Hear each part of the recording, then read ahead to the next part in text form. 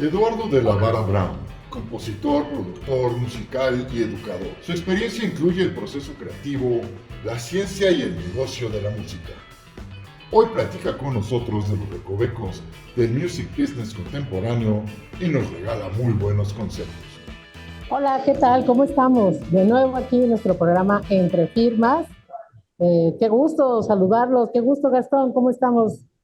Hola, Mafer, muy bien, gracias, muy contentos y listos para empezar un buen programa. Sí, de verdad, este es un programa, pues la verdad es que pinta muy interesante porque hay muchos temas de los que seguramente hablaremos hoy, eh, que son como nuevos porque es un mundo en el que es como muy especializado. Entonces, la verdad, pinta padre, ¿eh? Bienvenido, Eduardo. Gracias por estar con nosotros hoy aquí. Muchas gracias. Un placer estar aquí. Gracias por la invitación y pues se pondrá bueno esto. Sí, definitivamente se va a poner bueno, pero para que eso suceda, ¿por qué no empiezas contándonos un poco sobre tu trayectoria, tu experiencia y este proyecto eh, del que nos enteramos y que parece padrísimo? Esta manera en la que tú abres la puerta para toda la gente o para todas las personas que quieran conocer cómo funciona la industria de la música. Cuéntanos un poco. Claro que sí, con todo gusto. Eh, pues bueno, yo todavía fui de esas generaciones en donde algunos tomaban la ruta de estudiar la carrera de comunicación porque no había lugares donde estudiar música aquí en México, fuera del conservatorio y la nacional, ¿no? Entonces, si no querías ser músico orquestal, etcétera, etcétera, pues prácticamente no había dónde, ¿no? Entonces, pues ahí era cuando todo el talento se exportaba. Todo mundo que quería dedicarse a algo, pues su opción era salirse de México porque pues estaba complicado encontrar dónde, pero afortunadamente a mí me tocó justamente ese periodo transicional en que ciertas academias privadas aquí en México empezaron a hacer alianzas con universidades de música en Estados Unidos. Particularmente me tocó cuando la entonces Academia de Música Fermata hizo alianza con Berklee College of Music en Boston y pues prácticamente, o sea, lo que se convirtió parte de el BIN, el Berklee International Network, y entonces empezaron a llevar el mismo plan de estudios, mismo toda la onda. Yo dije como, wow, aquí está mi oportunidad, aquí es donde, y pues dicho y hecho, o sea, cuando terminé la carrera ahí en Fermata, estoy hablando de la prehistoria, fue en el 2002, eso, este, pues salí con mi doble diplomita, ¿no? O sea, el de Berkeley y pues eventualmente el título de la SEP y toda la onda. Entonces eso estuvo espectacular porque pues realmente me validó, digamos, para poder dedicarme a la música desde el aspecto que quisiera, desde la parte eh, práctica, laboral, pero también inclusive en la parte educativa, tanto así que fue el papelito que todos los alumnos de música dicen, pero esto no me sirve de nada, fue lo que me permitió tramitar una visa de trabajo en Estados Unidos y pues obviamente estuve ahí laborando como ingeniero, productor y músico y profesor entre Orlando y Nueva York durante 7 años aproximadamente y pues estuvo espectacular, ¿no? Entonces ahí fue donde realmente pues caí en las grandes ligas, sobre todo en el estudio en el que estaba trabajando en Nueva York, eh, como ingeniero y como músico y hasta cierto punto, bueno, digo hasta cierto punto, pero técnicamente ese era mi puesto como manager del estudio. Entonces llevaba todo el booking, toda esa parte que pues, se supone que yo no sabía nada de eso y que nada de eso me interesaba. Yo lo que quería era crear y hacer música y estar en el escenario, etcétera, etcétera. Pero pues curiosamente, al estar metido en esto, ese era como mi gran miedo y mi gran preocupación. Híjole, es que si me meto en la parte logística, si me meto en la parte, digamos, organizacional, en la parte de producción, lo único que va a hacer es alejarme más de la música y voy a tocar menos, voy a componer menos. Y obviamente resultó en todo lo contrario, al revés, porque justamente pues en los proyectos que estaba metido, pues era de nuevo grandes ligas, así top of the line, me tocó trabajar con muchísimos de mis ídolos y pues eso fue muy espectacular. Pero de nuevo, ahí fue como mi primer sacudida en cuanto a, ok, pues toda la parte musical está increíble, o sea, está padrísimo ser muy talentoso, está padrísimo hacer muy buenas rolas, está padrísimo, pero si no hay un plan, no hay logística, no hay organización, no hay management, no hay, y aparte, nada de esto lo tienes registrado, pues es igual a nada. Esto no sirve para nada o le va a servir a alguien más, no a ti, al creador. Entonces, pues esto me pareció fascinante y desde entonces empecé a dar clases a nivel universitario, primero en una universidad en Orlando que se llama Full Sail, y ahí yo daba clases de ingeniería, o sea, de ingeniería en audio, de mezcla analógica, mezcla digital, etcétera. Y cuando regreso a México, pues yo lo vi en ese entonces como, bueno, esta es, yo obviamente así como el todopoderoso, esta es mi oportunidad de regresarle a México toda esta información que yo he podido vivir y obtener y etcétera, etcétera.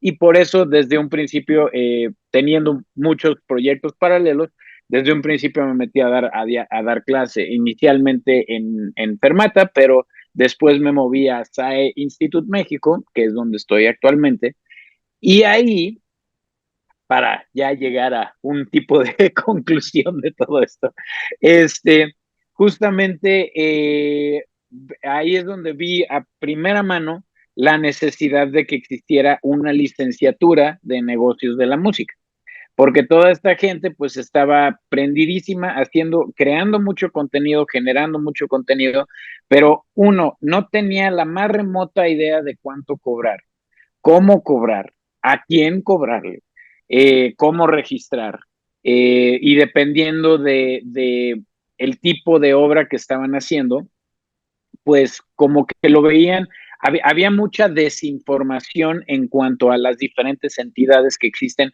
tanto en México como en el mundo, o sea, como por ejemplo, y hablaremos más detalladamente de esto más adelante, pero por ejemplo, mucha gente creía que había que ir al sindicato de músicos a registrar su canción, ¿no? O que tenían que estar en la SACM para que quedara registrada, o sea, había mucha confusión, mucha desinformación. Y entonces ahí dije, bueno, esta es una oportunidad dorada, tanto para la escuela como para toda esta gente, para justamente para que no llegue a ese momento terrorífico de, bueno, ya estoy por terminar mi carrera artística, creativa, increíble, y no tengo la más remota idea de qué sigue, de cuál es el siguiente paso. Entonces ahí fue que empezamos a diseñar la licenciatura en negocios de la música y oficialmente la echamos a andar en el 2015 pues la primera generación que se graduó fue 2018 y pues desde entonces afortunadamente muchos de nuestros egresados los hemos logrado apoyar para colocarlos correctamente en diferentes sectores de la industria y eso ha sido espectacular. Y bueno, ya como el último detallito, entré muy a fondo en el mundo de distribución digital, de distribución de música, o sea, distribución digital de música. Estuve como country manager de una distribuidora inglesa llamada Dito Music.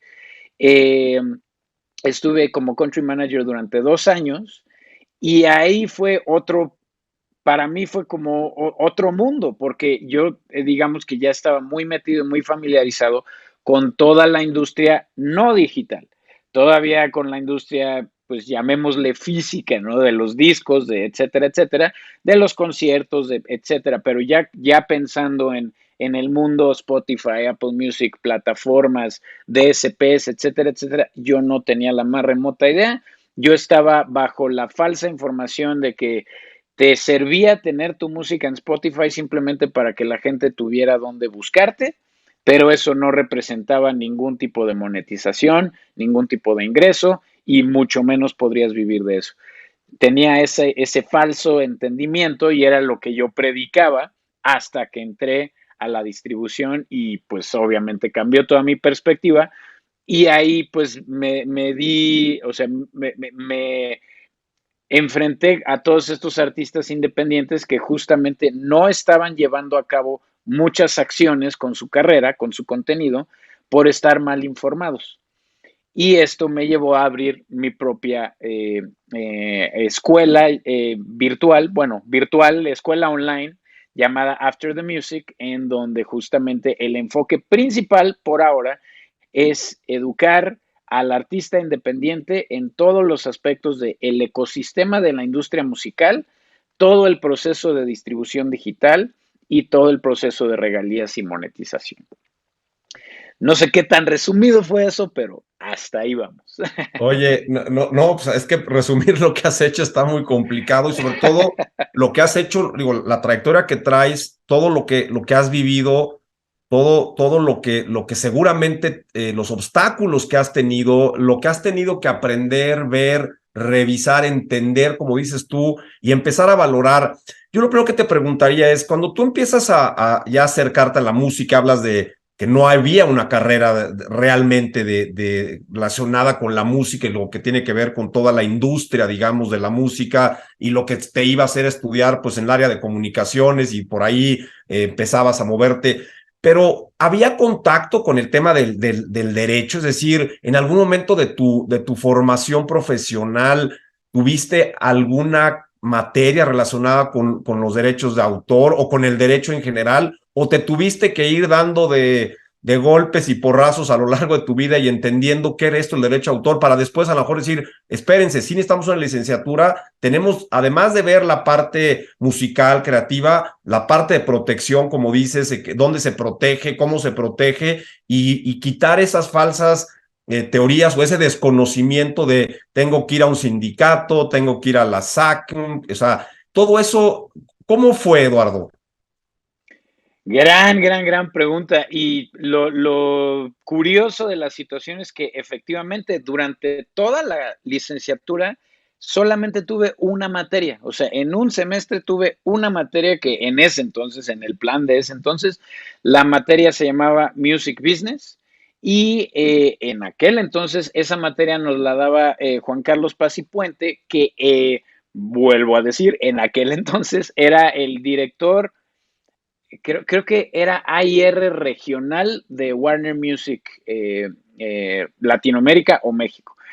Y obviamente en ese entonces mi conocimiento de los sellos discográficos era completamente nulo y para mí un sello discográfico era como entrar a un castillo, a un reino en donde si metías tu pie ya automáticamente tenías la vida resuelta, etcétera. Puro desconocimiento, ¿no? Entonces, en esa materia en realidad de lo que hablamos fue de los, y nos echamos un semestre de esto, de los diferentes tipos de contratos que los sellos discográficos podían ofrecerle a un artista. Pero obviamente estamos hablando de un sello discográfico major en finales de los 90, principios de los 2000, con otro tipo de presupuesto y con otro tipo de modelo de negocio. Entonces, para cuando yo salí de la carrera, ya era otra industria que la que estudié en la carrera. Siguiente paso, que es cuando me voy a estudiar audio en Florida, igualmente durante todo ese trayecto tuve una sola materia llamada Entertainment Business and Law. De igual forma, ahí vi contratos, sobre todo terminología, pero obviamente, pues como estaba en Estados Unidos, pues todo era enfocado a cómo opera allá. Pero ahí fue donde por primera vez en mi vida pude distinguir entre un sello, una editora, una sociedad, o sea, como que por fin me quedó claro para qué funcionaba cada una de estas entidades, en qué momento de la carrera de un artista, si venía al caso firmar o buscar alguna de estas, etcétera. Y entonces, pues hasta ahí llegó mi conocimiento en cuestión, bueno, digamos como formalmente como alumno. Entonces, me pareció fascinante, me pareció muy interesante, pero yo con la idea de, bueno, pero eso lo ven los abogados, eso ya que contrate a todo mi equipo legal y a mi manager, ya que tenga todo un imperio detrás de mí, eso lo verán ellos. Yo de nuevo lo que quiero es crear y lo que quiero es... Y afortunadamente no era nada más choro, durante todo este tiempo me la pasaba tocando, grabando, componiendo, etcétera, etcétera, hasta la fecha. Pero justamente veía más alejado el mundo de los sellos major a el tipo de desarrollo que yo estaba teniendo. Entonces, pues justamente fue que al regresar a México caí en ese 20 de, bueno, pues vivo de esto, soy 100% activo, pero no es como, o sea, sería un poco absurdo seguir esperando aquel día en que firme con un sello major y entonces alguien más se encargue de todo esto. Tengo que poner mi casa en orden, tengo que registrar mi trabajo, tengo que... Y entonces ahí, literalmente por una prima mía que se especializó en patentes, le empecé a preguntar a ella y por ahí poco a poco una cosa conllevó a otra, colegas con los que yo estudié música que no se dedicaron a la música en cuestión creativa, pero se dedicaron a la música en la parte legal, etcétera. Entonces ellos me empezaron a asesorar y realmente a aterrizar toda esta información. Y yo que, pues, en realidad, por todo lo que he tenido la fortuna de vivir, no estoy cerrado a nada de eso, o sea, no estoy con la mentalidad de, bueno, pero eso le toca a alguien más, yo no me meto ahí. Yo que tengo toda esa hambre, veía que aún así, pues me faltaba muchísimo por aprender. Entonces ahí es donde dije, bueno, toda la gente que ni sabe que esto existe y ni le interesa, pues es todavía más importante que realmente les quede claro, como bien dijiste en un principio, en el lenguaje de mortal común, ¿no?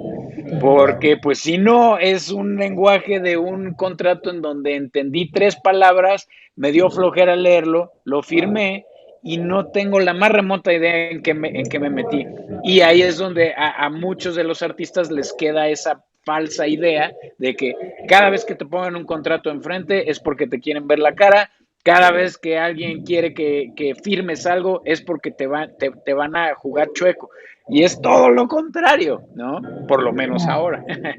Oye, Eduardo, está súper interesante. Yo tengo un montón de preguntas ya, pero vamos a un corte y regresamos entre firmas. Claro que sí.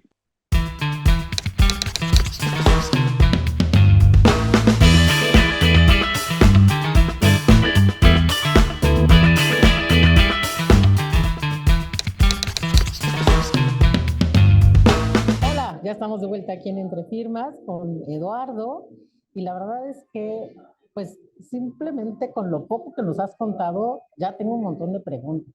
A ver, la primera, eh, esto que fuiste aprendiendo en el camino, digamos, la parte del negocio de la música, porque digamos que hay una parte creativa en donde se desarrolla toda la gente que quiere hacer música, crear música, y por otro lado, ahí tiene que haber como un acompañamiento de otros profesionales que se enfoquen en la venta del negocio, ¿no? Esa parte me gusta mucho. Y la pregunta inicial sería, ¿puede una persona, un músico, un ingeniero en audio, meterse en los dos mundos? O qué bueno que la conozcan los músicos, es importante que sepan cómo se vende la música, cómo es el negocio del entretenimiento, pero lo ideal sería como tener especialistas, ¿no? El que hace la música, el que hace los contratos, el que hace, digamos, la administración, el que hace el marketing. ¿Qué opinas? ¿Cómo debería de moverse esto desde el punto de vista de la persona, del creativo? Excelente pregunta.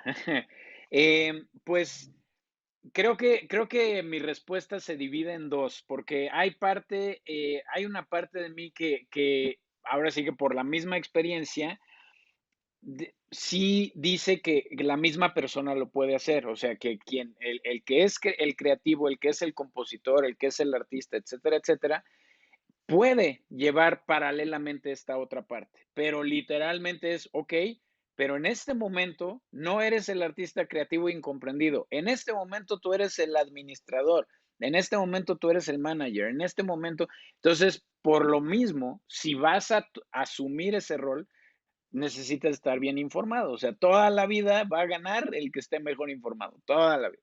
Entonces, justamente aquí depende si es algo que, uno, que te interesa, dos, si le ves algún valor agregado, que lo hagas tú, porque entiendes todo el proceso de crear una canción, de organizar una gira, de estar parado en el escenario, de comprar un instrumento, lo que sea, ¿no? De registrar una canción.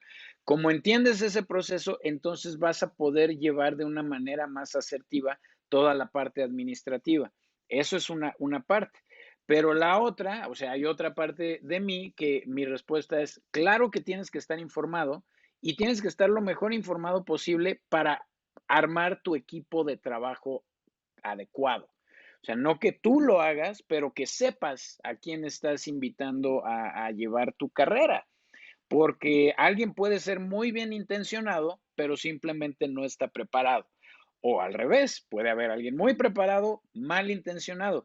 Si yo no sé, no voy a poder distinguir, ¿no? No puedo, o sea, no puedo decir, a ver, lo que necesito hacer es tal, tal y tal. ¿Cómo se hace? No sé, para eso te tengo a ti, pero tengo muy claro cuáles son mis objetivos, cuáles son mis metas, entonces, digamos que una frase muy célebre en todo, y esto lo he visto en todos los textos de Music Business, es que no todo artista requiere de un manager, pero todo artista sí requiere de management, ¿no? O sea, lo puede hacer esa misma persona o puede contratar a alguien más. Todo depende de en qué punto de tu carrera estés.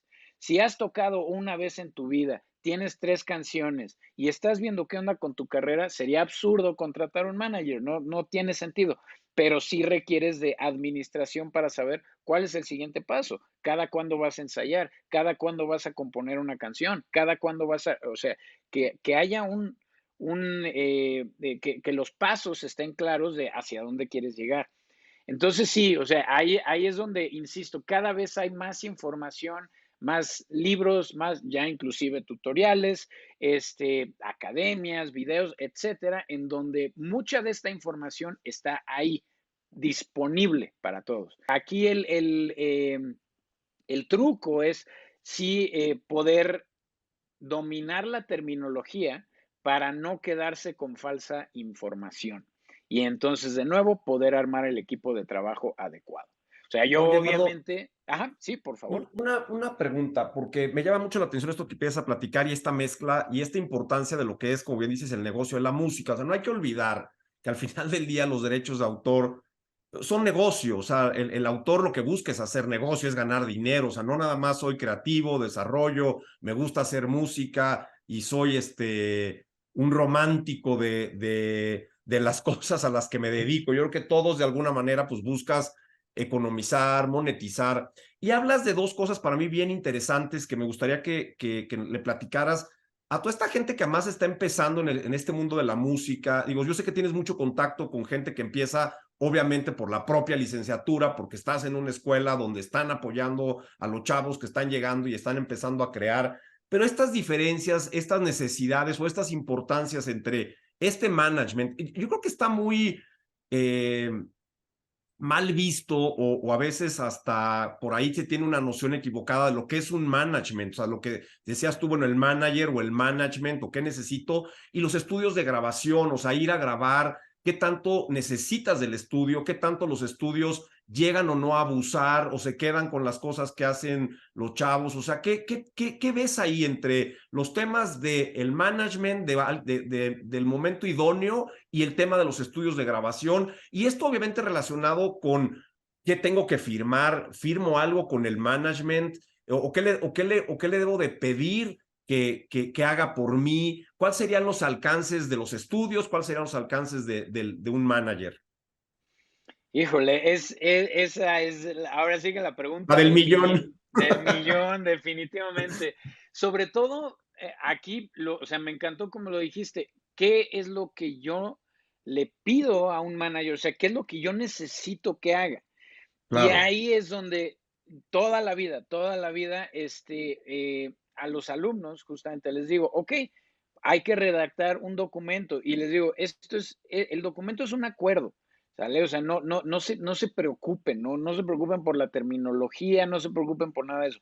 Lo que tiene que quedar claro es, tú qué necesitas de esta persona, tú qué esperas de esta persona tiene que estar de acuerdo y tiene que estar como confirmando que tiene las capacidades para poder entregar eso, para poder cumplir eso que tú estás solicitando.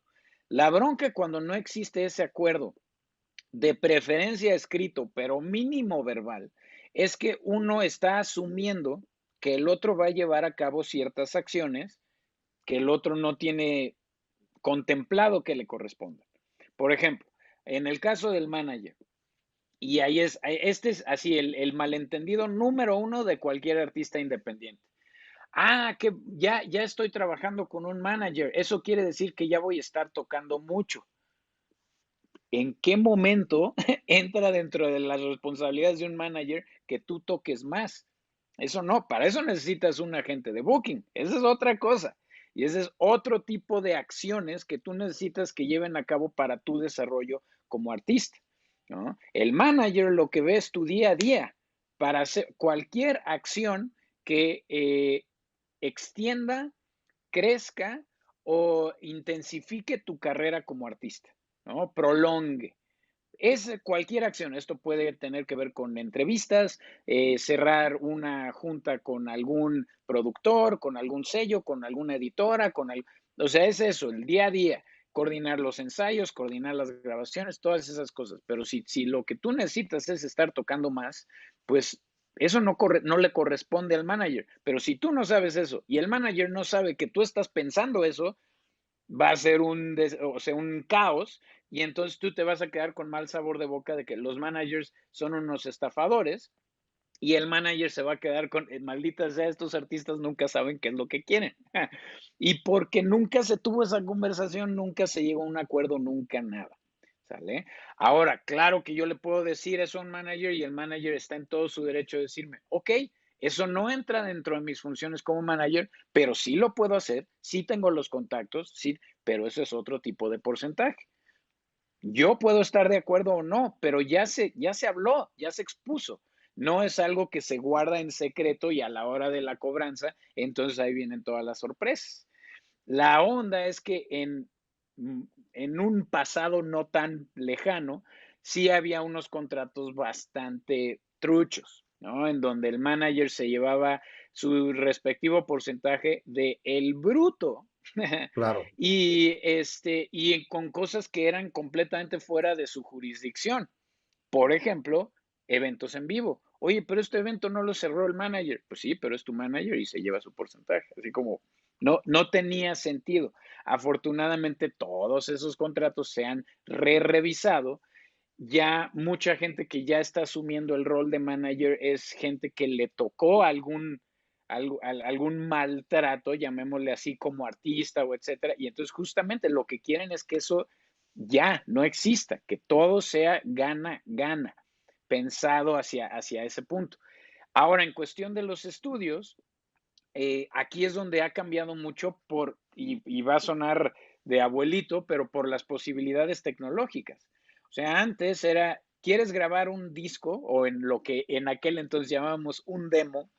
Pues necesitaba rentar un estudio, no había de otra, no había otra forma, no había manera de grabarlo, no contabas con el equipo o si tenías ahí algún equipillo, no era precisamente la mejor calidad, entonces el resultado realmente no iba a ser bueno y ese demo no te iba a servir de nada. Entonces querías algo que sonara bien, pues rentabas un estudio, pero rentabas un estudio no sabiendo nada de la parte de audio y producción, entonces estabas en manos del ingeniero de ese estudio. Si el ingeniero era bueno o malo, no había manera de saberlo. Y ahí entre ingenieros, muchos nos tocó toparnos con la famosa frase de en la mezcla lo vemos, ¿no? Porque era, oye, esto no está sonando bien. Ah, no te preocupes, en la mezcla, en la mezcla, en la mezcla. Y la entrega final era espantosa, pero porque uno no sabía qué pedir, cómo pedirlo, qué es lo que me estoy imaginando, etcétera, etcétera. Ahora, bueno, y perdón, nada más un breve paréntesis, y justamente había ocasiones en que el artista traía muy buen material, el estudio le veía potencial y decía, ¿sabes qué? No te cobro, no te cobro. Yo soy dueño de tu máster, pero pues no me tienes que pagar nada, ¿no? Y entonces, obviamente, un artista que no entiende, por lo menos en aquel entonces, que no, lo que implica que alguien más sea dueño de tu máster, dice, o sea, yo voy a tener mi grabación, voy a sacar mi disco y no te debo nada, ¿sí? Ah, va, perfecto, hagámoslo. Y era una práctica muy común. En algunos casos era muy bien intencionada esa práctica y resultaba en un gana-gana.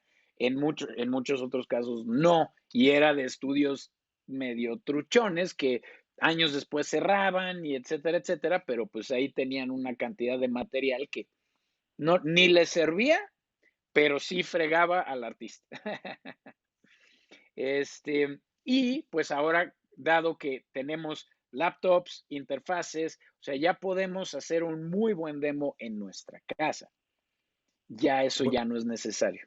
No, buenísimo, Eduardo. Vamos a ir un corte porque de veras te metes a muchos temas bien interesantes y que a veces han sido un poco tabú y a mí me gusta mucho que lo digas porque, como dicen por ahí, ni tanto que queme al santo, ni tanto que no lo alumbre, ¿no? Ni el manager es un cuate que le anda quitando la lana a los artistas, ni los artistas saben para qué quieren un manager y para qué sirve. Igual con un estudio, muchas veces se quedaban, como dices tú, con este máster lo hacían pasar como una hora por encargo, se quedaban con esas obras musicales y por ahí el artista no sabía. Y a mí me da mucho gusto, uno, que estés haciendo esa labor de difusión y de educación. Pero bueno, regresamos en un segundo y seguimos platicando de esto. Excelente.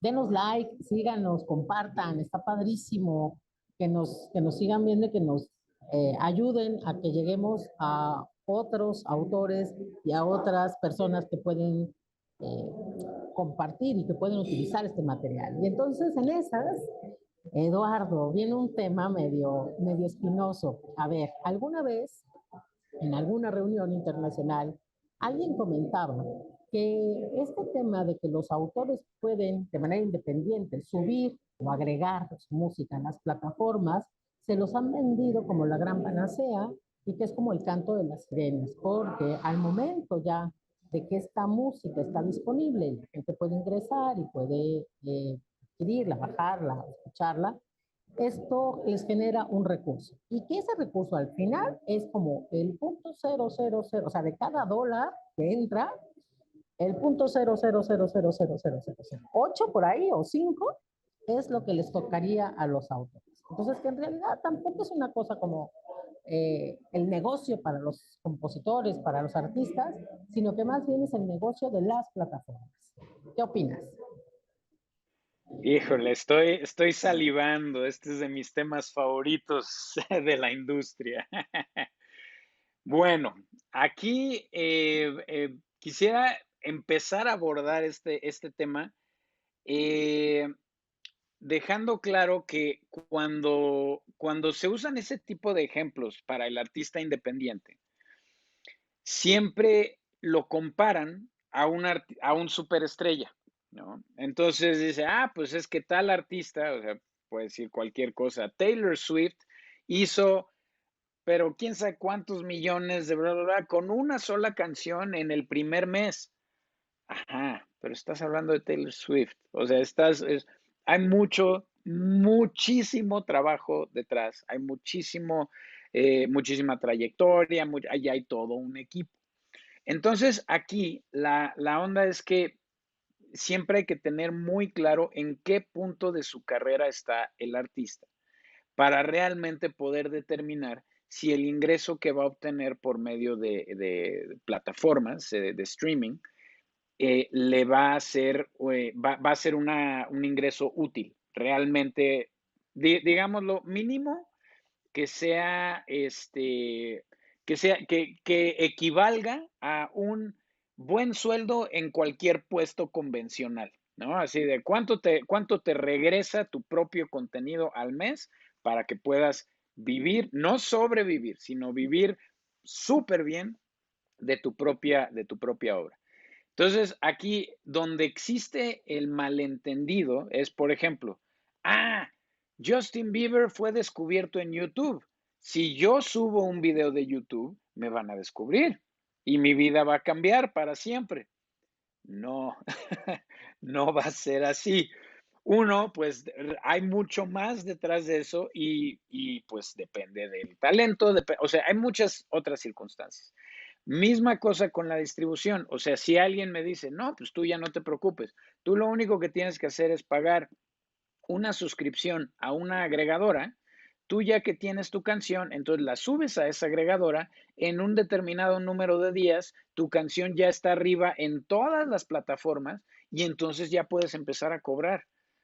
Ajá, pero ¿a cobrar qué? ¿Quién diablos se enteró de mi canción?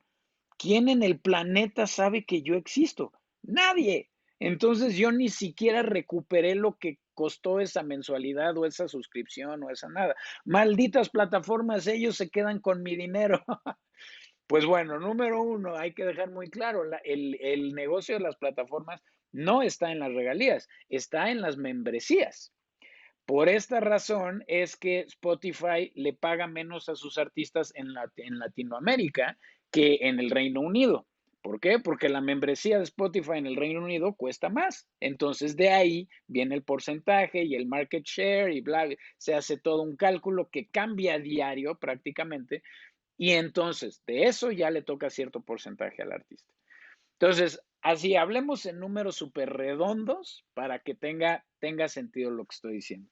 Digamos que en Latinoamérica, Spotify le paga al artista $2 por cada 1000 reproducciones, ¿no? Entonces, ok, bueno, 1000 reproducciones. Obviamente, un artista independiente, emergente, su primer lanzamiento en su vida, sin ningún plan, nada más lanzando su canción, llegar a 1000 reproducciones es así como el logro del universo, ¿no? Entonces, obviamente, llega a 1000 reproducciones, lo logré. ¿Cuánto gané? $2. No, pues esto es una farsa, esto no me sirve de nada, yo jamás voy a poder vivir de esto, la música ya solo se regala, etcétera, etcétera. Entonces, pues claro, puedo entender perfectamente eso. Ahora, aquí es donde tiene todo que ver con realmente entender el mundo de la distribución y cómo es que funciona. Porque hay muchísimas distribuidoras que solamente se categorizan como agregadoras, como DistroKid, como CD Baby, como TuneCore, que son el tipo de distribuidoras que no te firman, sino ellos operan por medio de suscripción. Tú entras a la página, pagas y ya. Entonces ellos cumplen con su labor de ahora tu música ya está allá arriba. Yo no voy a ver nada de marketing, ni de promoción, ni que la gente se entere. A mí no me importa, porque yo agregadora, yo te cobro, o sea, mi negocio está en tu suscripción, no en el número de reproducciones que tienen tus canciones. Entonces, ¿qué chamba van a hacer para que haya más reproducciones? Cero, ninguna. Y así lo dicen y así de transparentes son. La onda es que el artista no escucha esa parte o no lee esa parte. Ellos dicen, me mintieron, me dijeron, y aparte ellos que son mi sello, tu sello, son tu distribuidora. ¿De qué estás hablando, no? Pero luego están dentro de las otras distribuidoras, las que ofrecen la otra opción.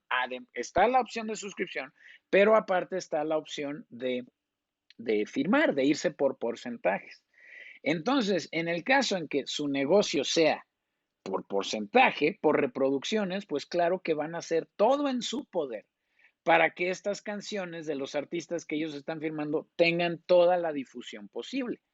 Pero para que se llegue a eso, hay que entender el equipo de trabajo de una distribuidora y hay que entregar todo el material a tiempo. No nada más ya está mi canción y quiero que salga mañana. Pues si quieres, o sea, lo puedo hacer posible, pero no va a generar nada. Nadie se va a enterar, ¿sale? Y ahí es donde el artista independiente cree que tiene millones de fans que están esperando esa canción, ¿no? Oye, brother, a ver, y esto obviamente no tiene ni idea de cuántas veces lo viví, el decir, oye, ¿sabes qué? Creo que nos conviene cambiar la fecha de lanzamiento, porque ese mismo día, es más, ahorita que se mencionaron los amigos invisibles, justamente me tocó decirle a un artista, no te recomiendo lanzarlo tal día, porque ese día vamos a lanzar una canción de los amigos invisibles muy importante. Entonces, todos nuestros recursos van sobre eso. Entonces, si lo lanzamos el mismo día, va a pasar desapercibido tu lanzamiento. Te recomiendo que lo retrasemos una semana y entonces todo se lo damos al tuyo. Y en lugar de decir, tiene sentido, gracias, vamos a hacerlo así, no, yo no puedo cambiar la fecha. ¿Por qué? Pues porque ya le dije a los fans, a ver, vamos a meternos a tu perfil, 37 seguidores. Y así digo, a ver, estoy seguro que tus 37 fans lo van a entender, lo van a comprender, no pasa nada. Y esa es la enorme diferencia entre no se hizo nada y salió tu rola o hicimos todo el plan de difusión, le entregamos toda la información al trade marketing para que hiciera su pitch a los diferentes editores en las diferentes plataformas para colocar tu canción en playlists y entonces sale tu canción y está en 5 playlists de las cuales todas tienen más de 300,000 seguidores cada una. Entonces, a esas 1,000 reproducciones a las cuales te costaba una eternidad llegar, llegaste el primer día y las quintuplicaste. Entonces, ahora resulta que termina el primer mes y sobrepasaste el 1,000,000 de reproducciones. Pues ya estás recibiendo unos buenos $2,000 por una canción que sacaste hace un mes. Ya no estás trabajando, es ingreso 100% pasivo. Por una canción. ¿Planeas solo sacar una canción? Por supuesto que no. Se repite y se repite y se repite y eso duplica, o sea, multiplícalo por 10. Vas a sacar 10 sencillos que eventualmente va a ser un álbum y se logró el mismo resultado. Ahora tienes $20,000 al mes que estás recibiendo por, entre comillas, no hacer nada. Y en todo ese tiempo tú te compraste tiempo, te compraste un año de tiempo para poder ir sacando nuevo material, poder ir escribiendo, componiendo, etcétera, etcétera. Entonces ahí es donde entra ese malentendido, ¿no? De que nos venden la idea de que podemos vivir de la música vía streaming y no es cierto. Pues sí, si lo haces por suscripción y no hay ningún tipo de plan con tus lanzamientos, es más, no hay lanzamiento, nada más subes la canción, pues sí, no va a pasar nada y no vas a ganar nada. Y está bien si eso es lo que quieres. Pero si tu plan es que realmente haya un ingreso importante, tienes que crear un plan con cada lanzamiento. Y si la distribuidora te dice, necesito que me entregues todo completo 3 semanas antes, entrégaselo 3 semanas antes. Si no, no va a dar chance de hacer todo lo demás. ¿Sí? Oye, Eduardo, aquí hay una, y lo veo clarísimo, lo explicaste la verdad muy claro y creo que esto va a ayudar mucho a todos aquellos que están pensando, como decía la canción esta, creo que era de Juanes, de hacer mi primer millón, ¿no? O sea, no son enchiladas, ¿no? No es aquí ya llegué y ahora me voy a hacer millonario con mi rola. Y además que se entienda que es una labor, empezaste a decir eso, de equipo. O sea, no puedes andar solo por la vida pensando que con tu guitarra y tu bonita voz te vas a hacer de fans y te vas a hacer de éxitos, porque no es tan fácil. Hombre, ha habido y habrá, y siempre hay por ahí el garbanzo de alitro que logre, de aquí lo que logre eso, pero necesitas de esta parte, necesitas de tu manager, necesitas un buen distribuidor. O sea, esa parte que acabas de decir es bien importante y creo que se tienen que hablar las cosas, ¿no? Está demasiado mitificado, ya lo decía, y a veces se sienten todos como muy engañados o no lo leen o no revisan qué es lo que te ofrece la dichosa plataforma, ¿no? O sea, ese es para mí parte de esta enseñanza, de lo que estás dejando muy claro, y lo agradezco porque es importante hablarle a la gente con la verdad, o sea, es decirle, oye, esto es lo que hay, ¿te quieres que tu música se escuche? Vamos a hacer un plan de lanzamiento, no vamos o sea, subirla, yo subo una canción mañana, eso no tiene mayor chiste, ¿no? O sea, tener una computadora, un teléfono y la subo a YouTube. Pero bueno, vamos a un corte, acuérdense, danos like, vamos a difundir mucho este programa, está saliendo muy bien y es bien importante que todos aquellos que estén metidos en el mundo de la música escuchen lo que está diciendo Eduardo porque vale mucho la pena. Regresamos.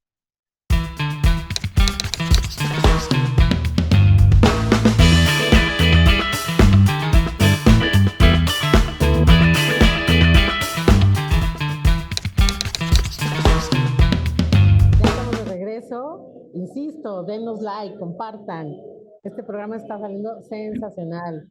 Eduardo, ¿en qué momento el músico tiene que brincar a buscar a ese equipo que lo va a acompañar en este proceso de, de producción y de comercialización de su música? Ya estudió, ya sabe hacer una música, ya sabe hacer un arreglo, ya sabe composición, quiere vender. ¿Cómo se acerca? Y una de las cosas que se me quedó digamos, de hace un segmento, 2 segmentos atrás, es todo eso que tú aprendiste, el tema de los contratos, por ejemplo, que nos comentabas, está muy enfocados en la legislación norteamericana.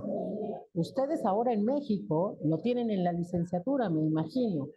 ¿Qué sucede? ¿Cómo le hacen para que coincidan, digamos, estas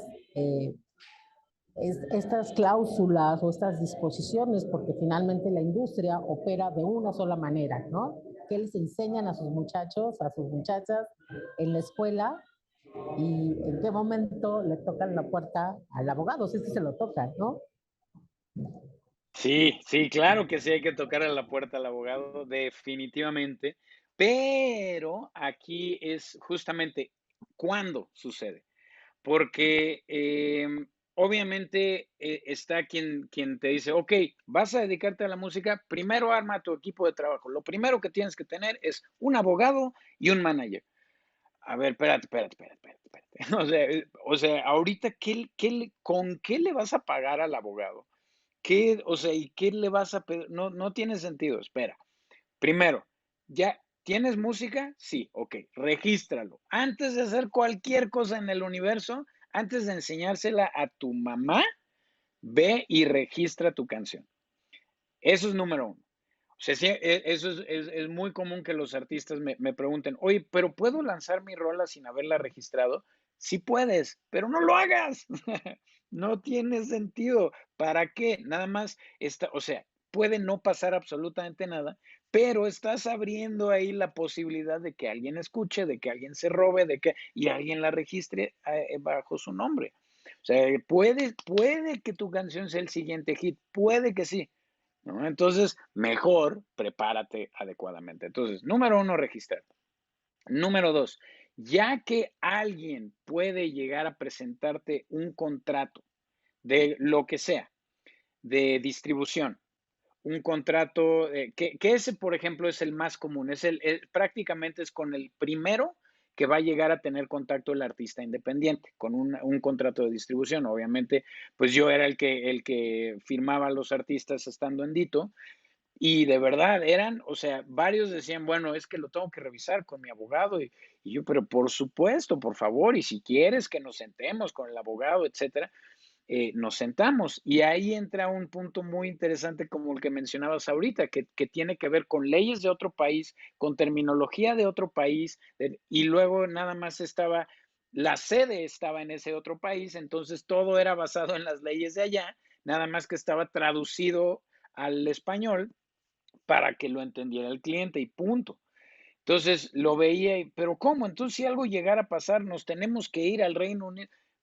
Sí, porque esto está basado allá, ¿no? Y como que fuera tan transparente la onda y que la respuesta sea sí, eso sucedería.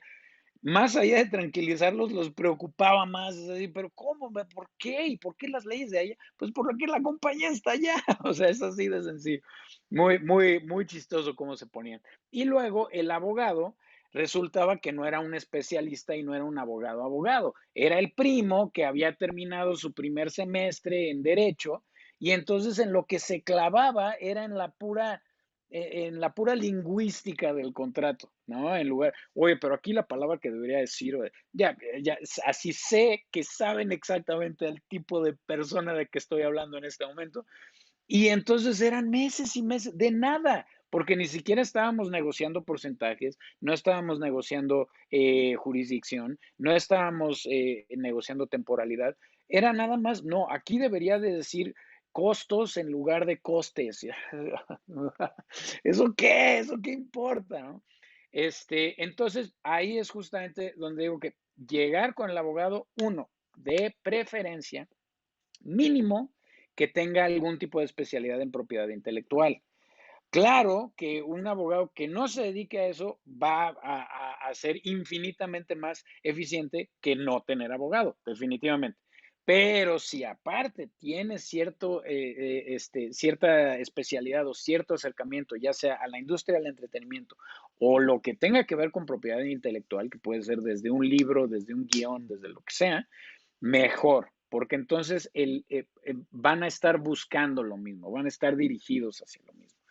Y entonces sí, cualquier cosa que tenga que ver con ceder derechos o te van a pagar por algo, en ese momento, ok, quiero el documento y ahora sí busco a un abogado. Y es ahí la enorme diferencia, porque te puede cobrar por una sola consulta, pero en esa consulta realmente resolvieron todo, leyeron el contrato juntos y no, esto sí, esto está bien, esto está bien. Mira, aquí nada recomiendo que, pero ya es muy puntual, o sea, ya llegas con tus dudas anotadas. No es como, no entiendo nada de esto, pues necesito ayuda. Porque pues no es tan complicado un contrato. Sabemos que cuando es en español, y sobre todo en México, es muy rebuscado todo, ¿no? O sea, en lugar de decir dear, dice, por medio de la presente me dirijo a usted, ¿de qué diablos me hablas, no? Pero, a fin de cuentas, lo que se está solicitando es lo mismo. Entonces, ahí es donde se puede acercar uno a un abogado. Hay abogados que inclusive te dicen, la primera consulta es gratis, si trabajamos juntos, entonces ya todo lo demás. Entonces es así de sencillo, no le tengan miedo al abogado, está ahí de tu lado para tu bien y para que realmente se vea un gana-gana. O sea, al abogado no le sirve de nada verle la cara al otro y mucho menos le sirve verte la cara a ti, porque tú eres su cliente, ¿no? Claro. Entonces, el abogado está ahí para ti. Oye, Eduardo, te voy a contratar de promotor primero que nada, porque lo que acabas de decir, y además, a ver, a veces va a oír mal que lo digamos nosotros como abogados, pero lo acabas de decir más claro que el agua. O sea, el abogado es tu abogado. O sea, no es el abogado que se sentó a negociar un contrato, no. Es el abogado que está negociando por ti un contrato, que te está explicando a ti lo que dice el contrato, a ti. Y una de las cosas que yo le pido mucho a los clientes cuando aparecen aquí en el despacho es, ¿ya leíste el contrato tú? Tú qué Exacto. entendiste, porque yo puedo entender muchas cosas. O sea, yo voy a ser ese abogado que mencionabas del segundo semestre de la carrera o primero, que me voy a fijar a veces en cosas muy técnicas, jurídicas, pero ¿qué entendiste tú? O sea, esa parte, ¿a ti qué te preocupó? O sea, esa parte de los porcentajes, esa parte del tiempo, estoy cediendo derechos o no lo estoy cediendo, me están encargando que haga una obra o ya la hice yo, ya la tengo registrada, que ese creo que es el tip más genial que he escuchado yo en mucho tiempo. O sea, esa es la parte que hay que sensibilizar a la gente que está empezando en el mundo de los derechos de autor. No tienes enemigos, ni tu abogado es tu enemigo, ni el manager es tu enemigo, ni tu distribuidor es tu enemigo estás siendo tú si no permites que ese grupo de personas te ayuden a crecer. Y creo que esa es una parte importantísima que hay que difundirla, que hay que sensibilizarlo, que hay que insistirles en que busquen a un abogado especialista. Sí, qué feo, sí, pero también yo no busco un abogado laboral ¿no? Si tengo un problema fiscal, no busco al penal, pues si tengo un problema de derechos de autor, pues busco al abogado que se dedique a los derechos de autor, ¿no? Si yo quiero comer tacos, no voy a McDonald's, si quiero comer una hamburguesa, no me presento en el Taco Inn, ¿verdad? O sea, tengo que ir al lugar a donde debo de ir a buscar lo que necesito yo, que es algo que ya platicábamos. ¿Qué quieres tú? Bueno, pues necesito que me asesoren. Y sí, el tema del dinero es importante. Yo no voy a decir que no, los abogados claro que cobramos, pero también el músico cobra, pero también el distribuidor, o sea, todo, es un business, o sea, y es music business, lo decías por ahí, o sea, no es vamos a simplemente a difundir nuestros conocimientos y vamos a ser todos románticos. Creo que sí, una parte bien importante la acabas de mencionar. Creo que es algo que debemos de insistir en ello. Creo que es algo que sé que tú lo haces en la universidad, que lo has hecho cuando platicas, que es parte de la licenciatura, esa sensibilización. Y yo de verdad estoy muy contento con este programa. Ya se los hemos dicho a lo mejor a otros invitados, pero a ti sí te tengo que obligar, prácticamente obligado, a que hagamos una segunda parte de esto. Hay muchas cosas que están por ahí quedando en el tintero. Yo sé que eres perito, esa parte del peritaje musical es también genial, tiene muchísimo que ver. La parte de cuánto cobrar, o sea, cuánto vale una canción, si la voy a meter en una obra audiovisual, si la voy a meter en un comercial, si se la voy a dar a una empresa para que sea parte de la imagen de la empresa. Y hablo de imagen no porque la música sea imagen como tal, pero es parte o acaba siendo parte de ese concepto general de imagen de una empresa, de una imagen corporativa, digamos, de una empresa. Creo que hay muchos temas ahí, Eduardo. No sé si hay algo que quieras decir, algo que te falte, que sea importante, porque para mí la parte legal en este momento, es claro que es interesante, pero has dejado por lo menos el camino muy claro para quien empieza de qué tiene que hacer y en qué se tiene que fijar. Y después sí, también confiar en su equipo para que su equipo lo lleve de la mano y él haga lo que mejor hace, componer, caray. O sea, los músicos están para componer canciones, no para revisar contratos, no para distribuir sus rolas, no para producirlas, están para crearlas. Y después, sí, con todo ese grupo, como bien lo decías, ya haremos lana, pero tú dedícate a lo tuyo, dámelo cuando me lo tienes que dar y como dicen por ahí, ayúdame a ayudarte, caray.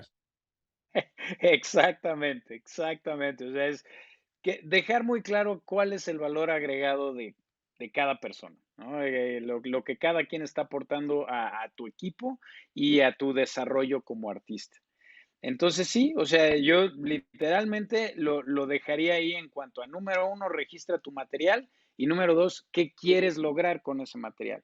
Porque luego se malentiende al pensar que es solamente para que yo lo cante. Ok, se puede, se vale, pero luego igual y no tiene nada que ver contigo, igual y esta es una canción que hiciste con alguien más en mente, o justamente para sincronizar a una imagen, para presentar a una marca, dependiendo de todos esos factores, el porcentaje varía, el monto varía, el tipo de acuerdo varía, la temporalidad varía. Entonces ahí es justamente eso lo tenemos que tener muy claro y ese es un tema que podemos explorar muy detalladamente en nuestro próximo programa, ¿Ya estás? cuando tengamos otra sesión, porque sí, ahí luego como que saben que alguien se hizo millonario cuando salió su canción en tal película, cosa que claro que sucede. Y luego, es que me pidieron mi canción para un reel de Instagram, para una campaña de publicidad, y solamente me están ofreciendo esto, me quieren ver la cara.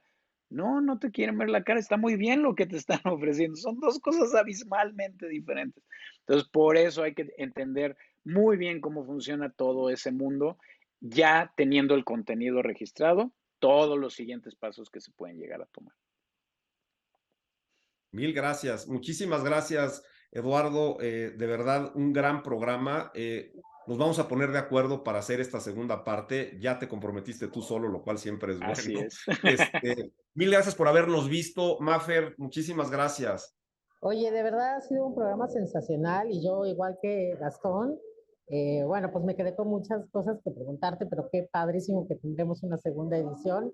A lo mejor por ahí hablamos de aquella época en la que les dio por poner todo bajo licencia de Creative Commons en la música, ¿no? Ya nos contarás qué opinas. Y bueno, pues yo nada más te pediría si nos das un poquito más de información de la licenciatura virtual de tu proyecto, porque me parece que hay mucha gente en nuestro auditorio que puede estar interesada. Gracias, Gastón. Feliz. Un placer. Feliz de la vida. Feliz de la vida, muchas gracias. Sí, sí, sí. Ok, la escuela se llama After the Music y es justamente porque es eso, tu música ya existe, ahora que es todo lo que sigue después, ¿no? Esta es la dirección, y pues literalmente es para, o sea, toda la información está ahí directamente, o sea, entras, explica de qué trata la página, explica los diferentes programas. Actualmente hay tanto cursos como talleres. El taller es algo más corto, más puntual, como que literalmente tu bolsita de dulces es esto, o sea, esto es lo que te llevas, mientras que los cursos sí vamos desde cero para que entiendas los diferentes pasos para poder realmente ejercer en alguna de estas diferentes ramas de la industria de la música. Mil gracias, Eduardo. De veras, muchas gracias. Gracias a Carlos por la paciencia en este programa que se nos alargó un poquitín. Marifer, muchas gracias. Que tengan un buen día y nos vemos pronto en Entre Firmas. Síganos, denos like. Nos vemos muy pronto. Muchas gracias. Bye, bye. Bye.